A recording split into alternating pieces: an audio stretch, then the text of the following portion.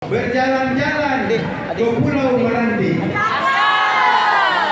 mampir sebentar minum kopi. Bagi bapak yang berani menikah lagi, berarti siap untuk mati. Assalamualaikum warahmatullahi wabarakatuh.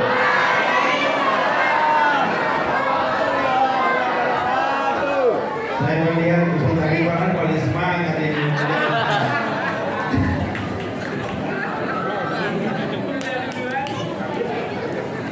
Alhamdulillahirabbil alamin. Wassalatu wassalamu ala nabiyil karim. Sayyidina wa maulana Muhammadin wa ala alihi wa ashabihi ajma'in. Hadiratul kiram yang saya muliakan, para artis, tokoh-tokoh masyarakat, Bapak Ketua Yayasan beserta seluruh jajarannya, Bapak-bapak, ibu-ibu, adik remaja, serta anak-anakku sekalian. Tema kita kali ini yaitu rahmat bagi alam semesta. Islam membawa nilai-nilai universal yang berlaku di semua benua, di semua negara. Inilah yang diusung oleh Rasulullah, sehingga Michael Hart menobatkan baginda Rasulullah sebagai best of the best leader in the world. Jadi kalau di Amerika dikenal dengan Freedom of America, Abraham Lincoln, Julius Caesar dengan istilah Vidi Vici, lalu revolusi Prancis dengan liberty, egalite, dan fraternite, maka baginda Rasulullah mengusung sekelumking kemanusiaan, la farqu baina arabiyyun wa ajamiyyun illa bitaqwa. Tidak ada perbedaan antara satu dengan yang lain kecuali kedekatan seseorang kepada sang Tuhan. Inilah yang menjadi tema utama kita di dalam memperingati Maulid Nabiullah Muhammad sallallahu alaihi wasallam.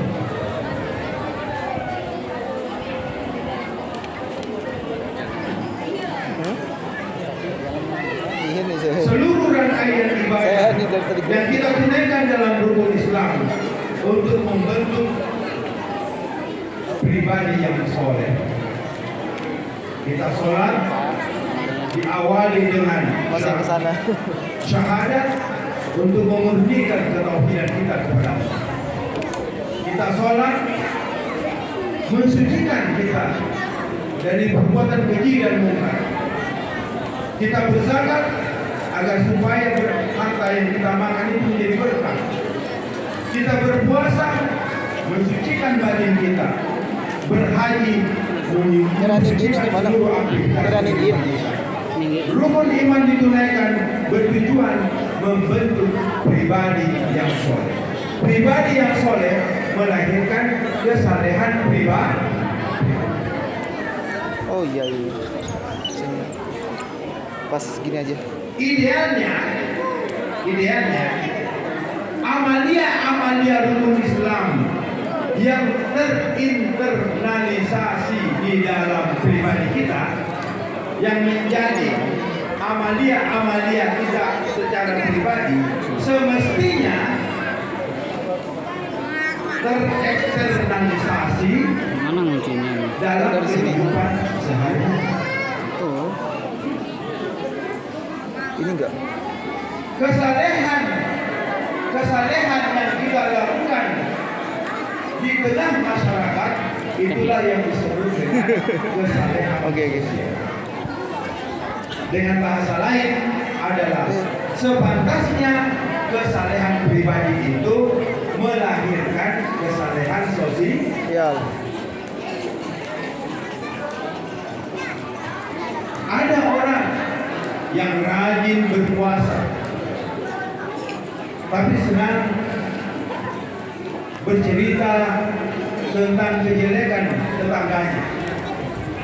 Berarti orang ini soleh secara pribadi, tapi tidak soleh secara sosial.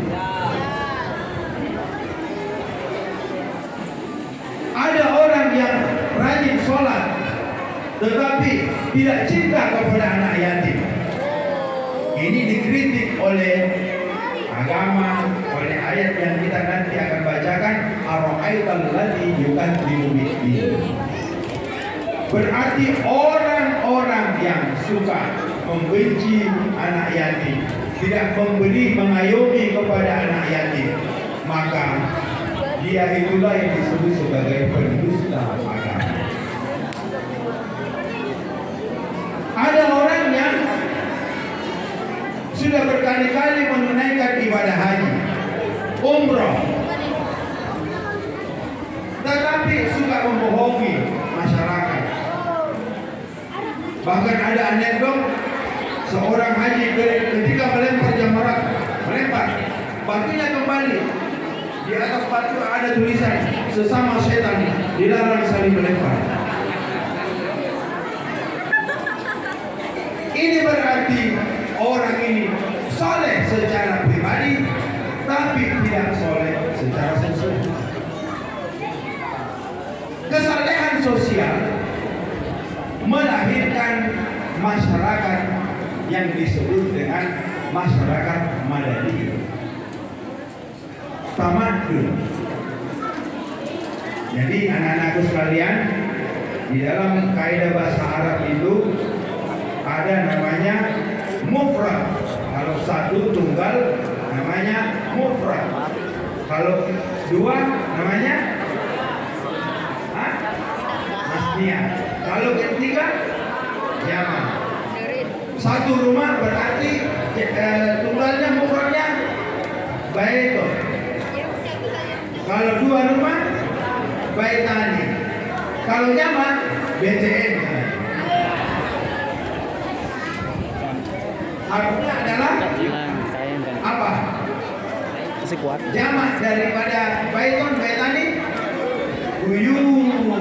Mana tadi itu yang pegang amplop itu? Mana? Buyut. Yang sana yang jawab. Kasih ya.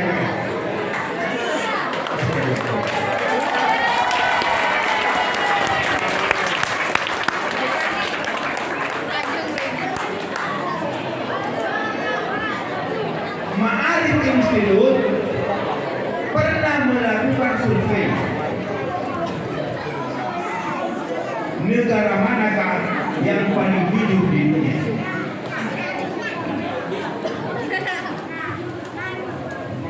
Jadi yang dilakukan itu oleh tim majalah Reader Digest. Majalah ini sudah hampir 100 tahun. Saya masih memiliki majalah ini. Membuat beberapa dompet yang isinya $500 ditebar di kota-kota besar, Portugal, dibuat ke Arab Saudi, dilepas di New Zealand, negara-negara hampir 24 negara dites mana negara yang paling ditulislah di koran yang besar, hilang dompet warna begini, isinya silakan diambil, dompetnya dikembalikan ke alamat ini. Dari seluruh negara itu yang tidak ada kembali, jangankan mengharapkan dompet uang pun tidak. Itu Portugal tidak ada kembali. Yang kembali untuk itu adalah New Zealand. Berarti di dunia ini negara yang paling jujur adalah New Zealand. Ini artinya Walaupun New Zealand itu bukan beragama Islam, tapi masyarakatnya masyarakat mana?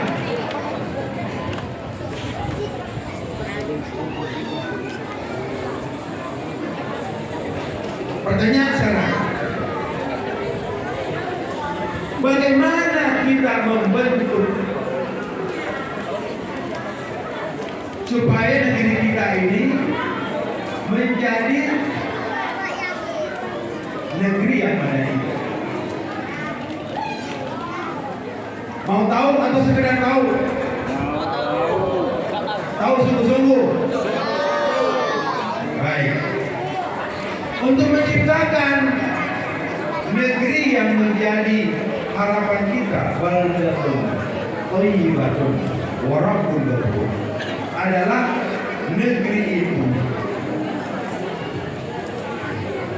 hendaklah seperti apa ayat yang dibacakan tadi oleh Bapak Wakil Ketua Yayasan. Walau anna ahlul qura amanu wattaqaw la fatahna alaihim barakatun minas sama. Berarti dasar semua masyarakat yang ingin keluarganya menjadi negeri yang sentosa, negeri yang menjadi dambaan, harus beriman kepada, harus punya keyakinan bahwa agama itu membawa kebahagiaan. Pada tahun 1934, Neil Armstrong mengumpulkan pemuka-pemuka dunia. Lalu ditanyakan, apakah kalian merasa bahagia dengan profesi atau jabatan yang dimiliki sekarang ini?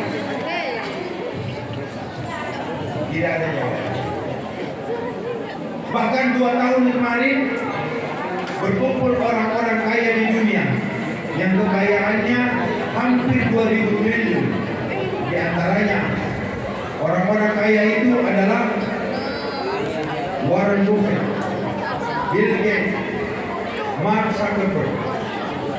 Pertanyaannya, ask me everything. Tanyalah aku tentang apa saja yang Anda yang ditanyakan. Salah seorang pertanyaan yang menggelitik ialah, are you happy with your business? Apakah kalian itu, apakah Bapak itu menjadi bahagia dengan kekayaan yang 2.000 triliun itu? Apa jawaban mereka? No. Kami tidak berbahagia dengan uang ini. Money can buy bed, but cannot buy sleep. Uang hanya bisa membeli tempat tidur, tapi uang tidak bisa membeli rasa kantuk. Money can buy food, but cannot buy happiness. Uang bisa membeli makanan, tapi tidak bisa membeli selera. Money can buy medicine, but cannot buy health. Money can buy medicine, but cannot buy health. Siapa yang bisa terima?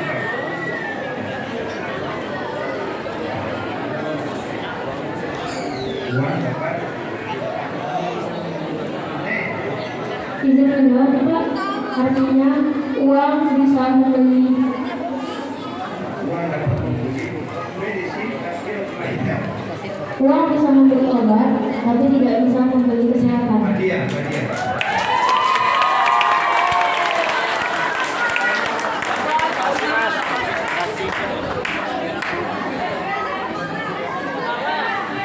Berarti uang tidak bisa membawa kebahagiaan. Sebab kalau harta yang menjadi kebanggaan, ketika terjadi turbulensi, ketika terjadi tsunami ekonomi, contoh ketika COVID, berapa perusahaan-perusahaan raksasa yang menjadi kolaps? ada gudang, ada apa nih, supermarket, Giant, semuanya menjadi bagus. Dan uang tidak bisa. Apa yang membahagiakan? Mereka sepakat mengatakan, the real happiness is love each other. Ibu-ibu ada yang tahu artinya love each other? Kebahagiaan yang sesungguhnya menurut orang-orang kaya materi itu adalah love each other. Mencintai antara satu dengan, itulah sumber kebahagiaan.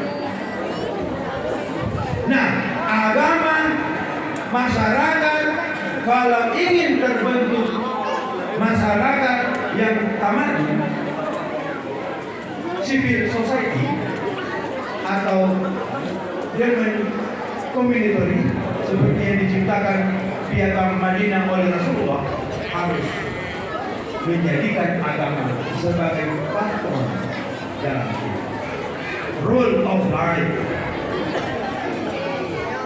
Yang kedua, apa yang menjadi sumber agar tercipta masyarakat bukan punya saya itu.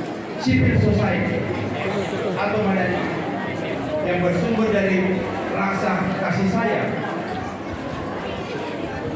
Seyogianya setiap masyarakatnya itu memiliki ilmu pengetahuan. Man arada dunya fa'alaihi bil wa man arada al-akhirah fa'alaihi wa man arada huma fa'alaihi bil. Baik, cocok. Ada di kampung saya di Sulawesi, di Bugis di sana. Ada pemahaman begini, Pak. Bagaimana cara mencari rezeki yang baik? Lihat posisi seorang ibu istri sebelum berangkat kerja. Kalau istri miringnya ke kiri, maka kita dianjurkan untuk mencari rezeki ke arah kiri. Kalau posisi istri posisinya membalik ke kanan, usahakan mencari rezeki di arah kanan. Tapi kalau sudah terlentang, tidak usah kemana-mana, rezekinya sudah ada di sini.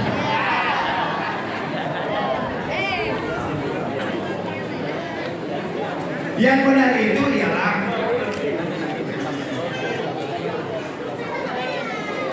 ilmu itu harus dipelajari. Tetapi kalau semata-mata intellectual quotient, kecerdasan intelektual itu mengantarkan manusia untuk berhasil hanya maksimal 12%. Apa yang mengantarkan kesuksesan manusia itu adalah spiritual worship. Spiritual worship. Kecerdasan spiritual.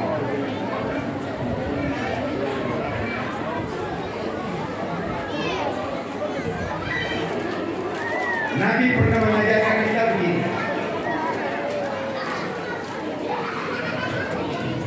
Alaikum bittijarah. Fa'inna min hadis atau min akhbaris. Hendaklah kalian menjadi tajir, karena 9 dari 10 pintu rezeki ada di tangan para penjara.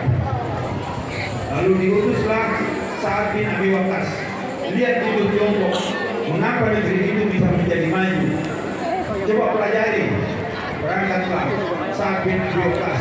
10 tahun dia berdiam di Tiongkok untuk mengetahui kunci sukses mengapa orang-orang Cina itu yang tahun 2025 ini diprediksi akan menjadi the lion of economic of the world. Dia akan menjadi raja atau raksasa ekonomi dunia karena dari 125 juta desa di dunia ini akan dimasuki semua oleh pedagang Cina. Apa yang menjadi kunci sukses setelah 10 tahun? Datang Sa'ad bin Abi Waqqas kepada Rasulullah. Ya Rasulullah, orang Cina itu cengli. Apa itu cengli?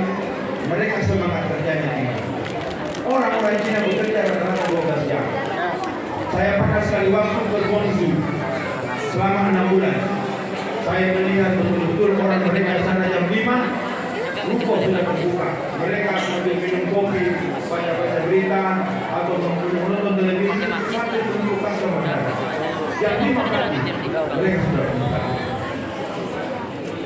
Yang kedua, apalagi saat ini beliau jadi beliau bersabda ketika mendapat laporan bahwa orang Cina itu rajin bekerja, Nabi berkata begini, Inna minad dunubi dunuban la yukaffiruha illa alhamdu fi talabil ma'ash. Ada satu doa, setiap dosa itu ada kafarannya, tapi ada satu dosa yang tidak bisa ditebus kecuali dengan sedekah. Yang kedua, ya Rasulullah, saudara kita orang Tiongkok itu mereka adalah cuan. Cuan itu berhemat. Orang Cina itu ketika mendapatkan keuntungan itu betul-betul seadanya ketika mengeluarkan sesuatu. Kalau orang Cina mampu beli mobil, cukup mereka beli motor. Kalau mereka mampu beli motor, cukup beli sepeda. Kalau uangnya sanggup beli sepeda, mereka lebih baik jalan kaki. Kalau mereka sanggup beli nasi, makan bubur saja. Begitu orang ini. Sampai Nabi mengambil laporan daripada Sa'ad bin Abi Waqqas, lalu menyampaikan kepada kita umatnya, hei, siapa yang mau kaya? Kalau mau kaya, tirulah itu orang Cina. Nahnu qaumun la na'kulu hatta najua wa idza akalna la nashba. Fatulusun li ta'amihi, fatulusun li syarabihi, fatulusun li tanafus. Kami ini kaum, kata Nabi, yang tidak makan kalau tidak lapar, tapi kalau sudah makan tidak terlalu kenyang. Maka sepertiga untuk makan, sepertiga untuk kepentingan sehari-hari di rumah, bayar SPP, bayar pulsa, beli bensin, dan sepertiga lagi harus disimpan sebagai investasi. Apalagi saat yang biogas yang kamu lihat kenapa mereka itu menjadi orang yang sukses. Ya Rasulullah, orang Cina itu cincai. Apa itu cincai? Orang-orang Cina itu suka berbagi di antara mereka. Nabi bersabda, "Aqti ma fil jaini, ya'tika ma fil ghaini." Keluarkan apa yang di kantong, maka hal-hal yang baik akan datang di kantong. Irhamu man fil ardi, yarhamukum man fis samai. Kasihanilah apa yang ada di bumi ini, maka niscaya yang di langit akan menasihati. Iltamisul rizqa bisadaqati, pancinglah rezeki itu dengan cara bersedekah. Ini ya. Berarti kalau kita ingin sukses seperti saudara-saudara kita yang Tionghoa itu, harus memiliki 3 kecakapan: semangat kerja yang tinggi, mau berhemat, dan mau berbagi. Ada salah satu contoh. Pada tahun 2012, ada seorang pilot Indonesia yang dinobatkan menjadi the best pilot in the world. Siapa itu? Abdul Razak. Abdul Razak ini adalah seorang pilot yang sudah menerbangkan kapal di saat itu 12.000 gram. Artinya dia sudah sangat senior, kira-kira 18 tahun sudah mengabdi di Garuda, menerbangkan pesawat dari Selapang, dari Lombok menuju ke Adi Sumarmo, Solo. Karena terjadi turbulensi di tengah udara, lalu bagasi dibuang. Bagasi itu dibuang, dihabiskan.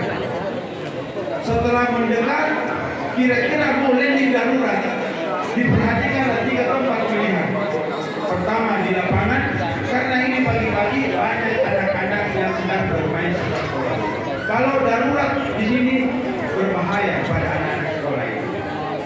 Yang kedua, alternatif kedua, di sawah. Tapi sawah itu ada pematang. Khawatir kalau di sana itu dia terjun bebas, bisa terjadi kebakaran. Maka satu-satunya pilihan adalah landing di atas sungai Bengawan Solo dan Semarang. Mengapa? Ketika di tengah-tengah pilihan itu, dia berdoa kepada Allah. Ya Allah, saya punya anak yatim. Saya tidak memiliki anak sehingga saya harus mengadopsi 6 anak yatim di rumah saya. Nah, dengan alasan itu ya Allah, siapa lagi yang akan memberi makan kepada anak yang 6 anak yatim ini kalau suatu saat kamu bantu saya saat ini? Allah menyelamatkan berkat karena menyantuni anak-anak yatim. Nah, itu artinya bahwa kesalehan sosial ini perlu kita jaga demi keselamatan individu terbaik. Sebagai yang terakhir adalah apa yang menjadi kerangka atau prototipe sebuah negara yang disebut dengan negeri madani atau negeri yang baldatun thayyibatun wa rabbun ghafur. Setelah kita beragama, dengan beragama itu akan membawa kebahagiaan. Yang kedua, harus memiliki semangat kerja, harus berhemat, dan harus rela untuk berbagi kepada yang lain. Yang terakhir yang menjadi kunci bagaimana supaya tercipta negara tamadun itu adalah bagaimana agar supaya yang ada kita sebutkan dengan pemerataan atau sebagai rahmatan lil alamin. Pengertiannya ini adalah kita sebagai umat yang disebut sebagai ummatan wasatan litakunu syuhada 'alan nas.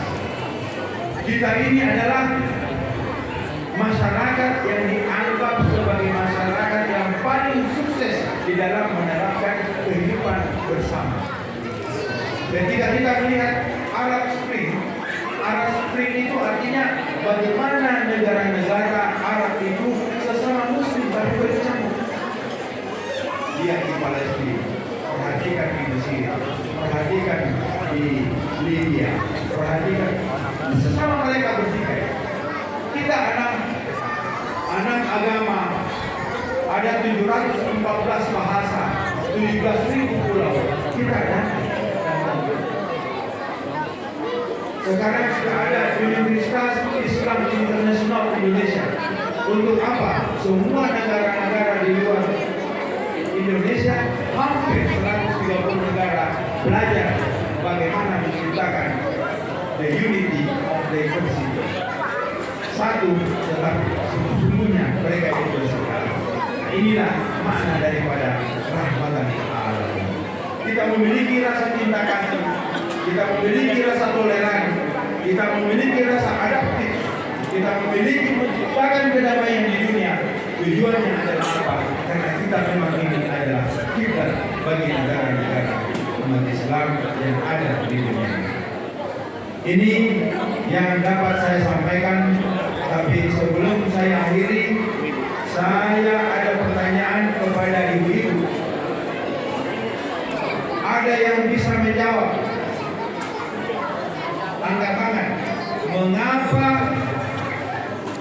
kelahiran Nabiullah Muhammad Sallallahu Alaihi Wasallam disebut sebagai tahu gajah?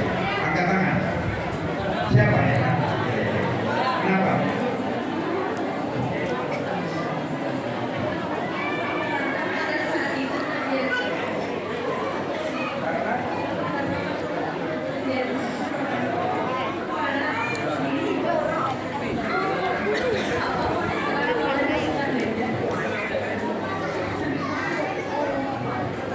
Jawabannya salah. Mengapa disebut tahu gajah? Karena bukan tahu kambing.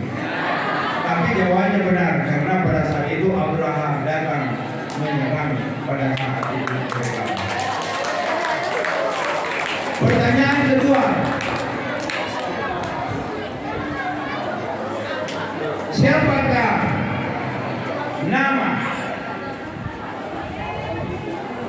paman Rasulullah yang mengajarkan bisnis kepada beliau. Paman Rasul, ada yang bisa begitu. Siapa? Abu Talib. Betul.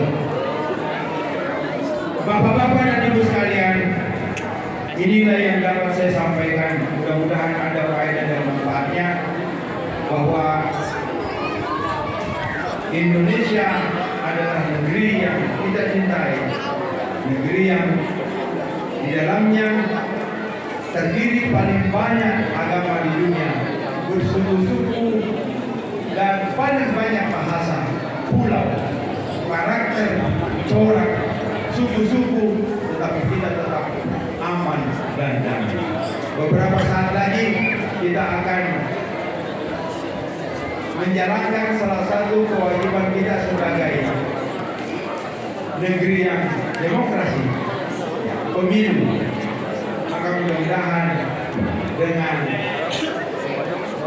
adanya pemilu ini, Islam mengajarkan kepada kita seperti Ananda tadi yang membaca Al-Quran, jaga persatuan dan kesatuan. La quwata illa bittihada, wala ittihada illa bil jamaah, wala jamaah illa bil imam. Tidak ada kekuatan tanpa jamaah, tidak ada jamaah kecuali dengan satu kekuatan, yakni ada pemimpin yang kita percaya untuk mengatur bagaimana agar supaya negeri kita ini tercipta sebagai negeri yang aman dan sentosa. Sekali lagi, di sini beberapa barangkali ada caleg, ada Pak Adi Farhan juga caleg, ya, yang istilahnya kita sekarang itu adalah aliansi politik keumatan. Kita memang sepantasnya memiliki wakil-wakil kita di daerah. Sebab kalau tidak, nanti agak susah untuk menyampaikan aspirasi tanpa ada perwakilan kita di daerah. Mudah-mudahan keterwakilan kita beberapa orang, mari kita sama-sama mengikuti satu kata fatwa. Ya, kalau kami di Majelis Ulama itu memang menunjuk beberapa orang yang kita tunjuk. Mudah-mudahan mereka tidak melihat lagi partai, melihat sosok, karena yang diusung adalah aliansi partai keumatan. Mudah-mudahan sekali lagi, kurang lebihnya mohon dimaafkan segala kekurangan. Mari sama-sama kita berdoa agar supaya masjid yang kita cintai sebagai Masjid Al-Hijrah, tadi disampaikan oleh Wakil Ketua Yayasan, masjid yang sangat ramai dengan kegiatan-kegiatan yang ada di dalamnya. Semoga kita semuanya menjadi salah satu orang yang disebut oleh Nabi sab'atun yudhilluhumullahu yauma la dhilla illa dhilluhu, yaitu orang yang mu'allaqun qalbuhu bil masjid, orang yang hatinya selalu terpaut di dalam masjid. A'udzubillahi minasyaitonir rajim. Bismillahirrahmanirrahim. Alhamdulillahirabbil alamin. Hamdan na'imin, hamdan syakirin, hamdan yuwafi ni'amahu wa yuwafi fadilah. Ya Rabbana lakal hamdu kama yanbaghi li jalali wajhikal karim wa 'azimi sultanik. Allahumma shalli ala sayyidina Muhammad wa sallallahu alaihi wa sahabati Rasulillah walhamdulillahi rabbil alamin. Allahumma ij'al auladana min ahli ilmi wal khair wa la taj'alhum min ahli syarri wad dain. Rabbana wasi'ta kulla shay'in rahmatan wa 'ilman faghfir lil ladzina tabu wattaba'u sabilaka wa qim 'adzabal jahim. Allahumma qina bil 'ilmi wa zayyinna bil hilmi wa akrimna bil taqwa wa jammilna bil 'afiyah. Rabbana atina fid dunya hasanah wa fil akhirati hasanah wa qina 'adzabannar wa adkhilna jannata ma'al abrar. Ya Aziz ya Ghaffar ya Rabbal alamin. Subhana rabbika rabbil izzati amma yasifun wa salamun alal mursalin walhamdulillahi rabbil alamin. Bi barakatil Fatihah.